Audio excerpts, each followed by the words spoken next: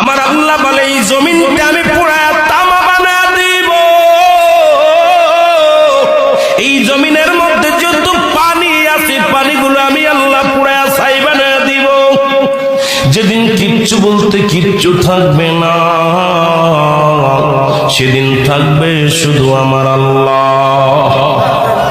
আজকে কার জন্য সুদ খাও, কার জন্য ঘুষ খাও, কার জন্য ব্যভিচার করো, কার জন্য অন্যায় করো রে মন, কার জন্য তোমরা এত বাদই করো।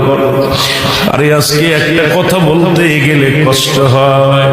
এই জমিনটা আল্লাহ পুরায়া তামা বানায়া দিবে।